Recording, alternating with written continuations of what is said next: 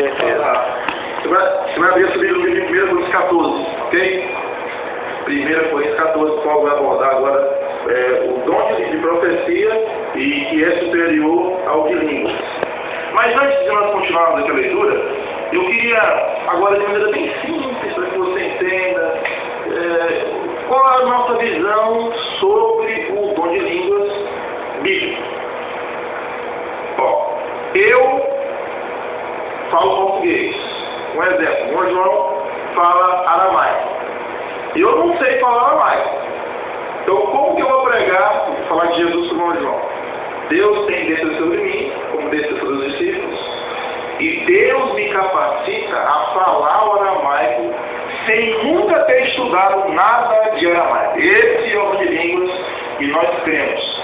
E olha só, aqui em 1 Coríntios 14, nós temos vários textos que falam sobre isso e nos dão aí uma certeza de que aquilo que nós estamos falando é a realidade. Tá bom? É a realidade. Olha só. Vamos ver agora o versículo 6. Vamos ler aqui, tá? Olha o que diz, Paulo diz aqui. Agora, porém, irmãos, se eu for ter convosco falando em outras línguas, em que vos aproveitarei, se não vos falar por meio de revelação, ou de ciência, ou de profecia, ou de doutrina? Eu preciso lembrar a você que Paulo era poliglota, ele falava 5 idiomas, então ele não tinha necessidade de dom de línguas, né? A não ser que ele tivesse contato com alguém que eles não falassem esses 5 idiomas, porque eram poucos idiomas na época que o mundo conhecia era pouco, né? Não era como de hoje, né? Como se diz. Certo? Olha só. Versículo 7. É assim que instrumentos inanimados, como flauta, citada, quando emitem sons, se não derem bem distintos, como se reconhecerá o que se toca na flauta ou na citada? Pois também se a trombeta der som incerto, quem se preparará para a batalha? Olha só. Assim vós, se com a língua não disserdes palavra compreensível, como se entenderá o que dizeis? Porque estareis como se falasseis ao ar. Eu vou resumir para você aqui, ó. Paulo está dizendo que se ele for ter com alguém falando em outra língua, o que vai aproveitar ele? Não vai aproveitar de nada. Se com a nossa língua nós não dissermos palavras que as pessoas compreendam, no idioma da pessoa, no português, no espanhol, no inglês, vai ser, por exemplo, se eu estivesse pregando aqui na rádio em uma língua africana. Catapume, pronto. Eu vou falar que eu sei, que é em grego. Quem quiser até a próxima. Alguém entender? Ninguém entender, não é verdade? Então eu estaria aqui como se eu estivesse falando ao ar. Essa é a grande verdade. E olha como diz mais, o verso 10. Há sem dúvidas muitos tipos de vozes no mundo. Nenhuma delas, contudo, sem sentido. Idioma.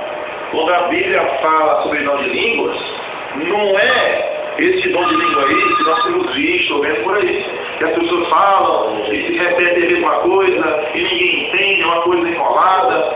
Não é o dom de língua que nós temos lido aqui na Bíblia.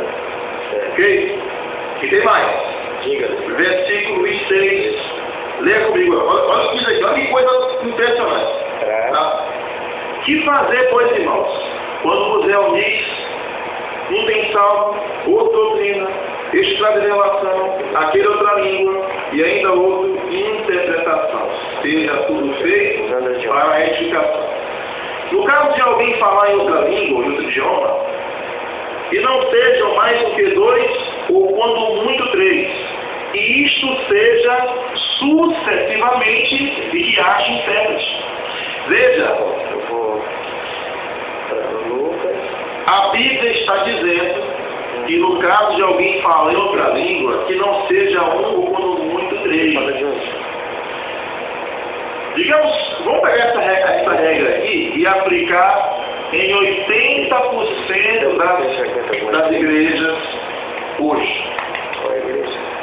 você vai numa igreja como essa aí, que fala essa língua que ninguém conhece, ninguém entende, é 10 pessoas falando no tempo, é 20 pessoas, é 100 pessoas, é 200 pessoas falando ao mesmo tempo e não estão obedecendo a Bíblia.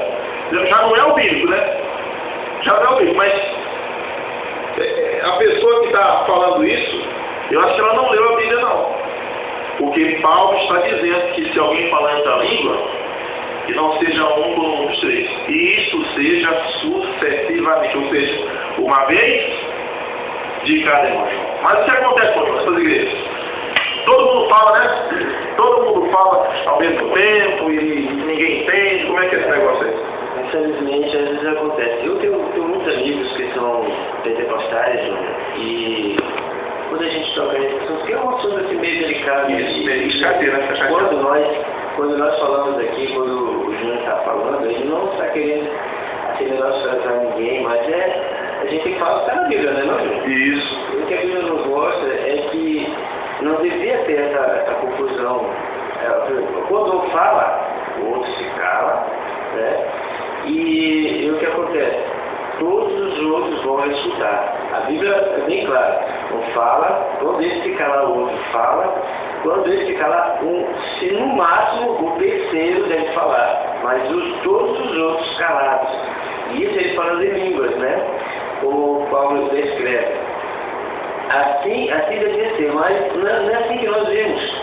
Mas todos ali ao mesmo tempo ali falando e a gente não entende, não sabe a quem escutar, não sabe como entender tudo aquilo, e por isso Paulo chega ao ponto de dizer assim, as pessoas que nos veem, quando olharem, vão dizer são loucos, vão dizer que dentro do tempo estão loucos porque há uma confusão, e onde há confusão, Deus não? Não, Deus não. É tão simples isso, e tem mais coisa, irmão, tem mais coisa aqui, olha só, verso 28. Porque tem que ter um intérprete, né? Tem que ter um intérprete. Por quê? Se eu não tenho intérprete, ou seja, se eu estou aqui falando em grego aqui na rádio, e não tem intérprete, aí fica complicado para mim, né? É por isso que... Eu vou explicar aqui uma coisa, que as pessoas não entendem. Por que Paulo fala muito sobre em dom de línguas? Porque, veja, a igreja, quando começou, no dia dos apostólicos, ela recebia, João, muitas pessoas, né, João? De muitas nações, de muitos países, e pessoas essas que cada um tinha o seu idioma, e principalmente em Coríntios. E era uma fronteira ali, e muita gente passava naquela cidade e aceitava o Evangelho, e havia uma dificuldade muito grande de comunicação. E olha o que Paulo diz aqui, olha lá, mas não havendo, verso 28, mas não havendo intérprete. Olha o Paulo diz, irmão. Você que está nos assistindo, você que está nos ouvindo, olha o que Paulo diz aqui em 1 Coríntios 14, no versículo 28. Mas não havendo intérprete, fique calado na igreja, falando consigo mesmo e com Deus. Eu te pergunto, gente, isso aqui é uma coisa tão clara. É isso que acontece? Não. Quando não há intérprete, a pessoa fica calada? Não acontece isso.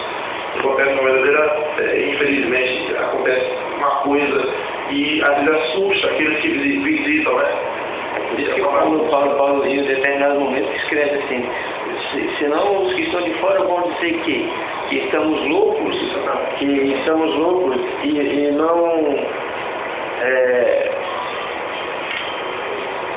e não é correto.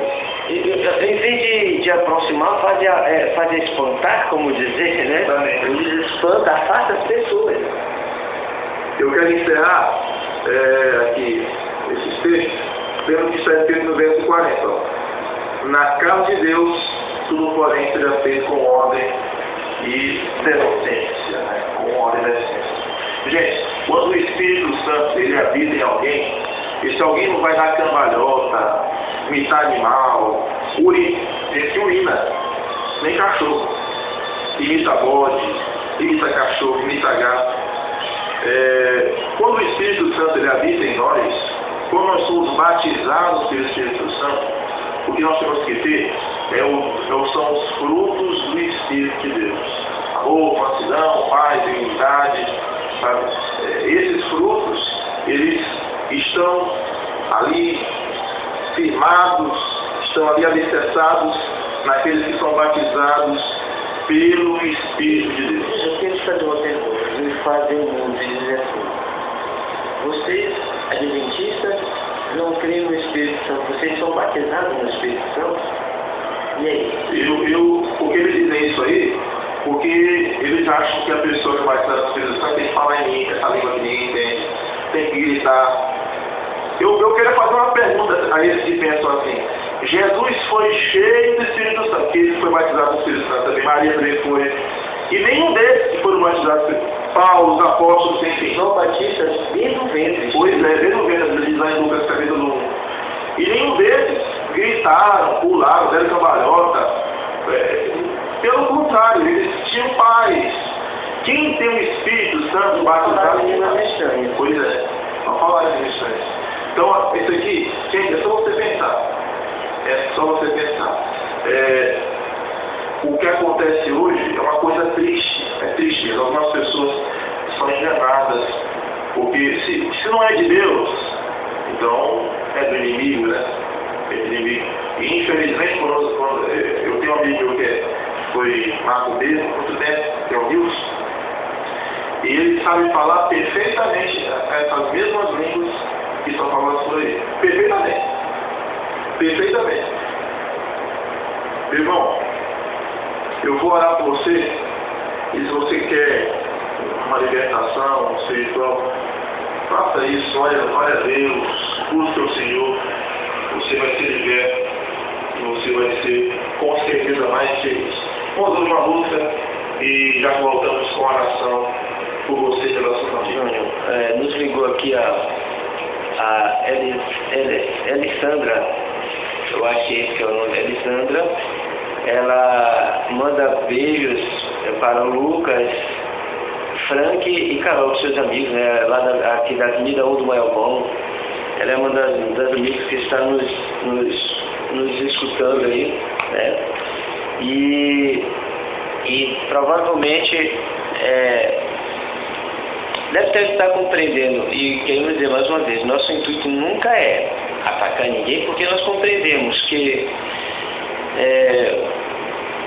cada um é envolvido pelo aquilo que quer acreditar, né? Nós aqui só estamos manifestando o que a palavra de Deus nos ensina, nos mostra, ok? Então, Elisandro, um abraço, obrigado pela sua audiência, a você e seus amigos que estão nos escutando, ok?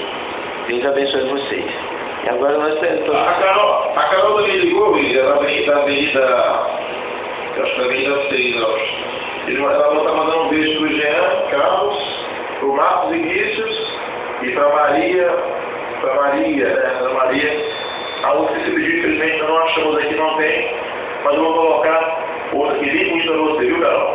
Deus abençoe você que ligou, a jovem que ligou também. Elisandra. E você vai poder assistir esse vídeo aqui, essa pregação também, no YouTube daqui a pouquinho, é só procurar lá, Dom de Línguas. E no Facebook, que é o nosso Facebook, você pode adicionar a gente também, e é Júnior Aloysio, tá bom? Júnior Aloysio é o nosso Facebook e você pode também adicionar, tá bom? Vamos então ouvir a música e já voltamos com a oração final.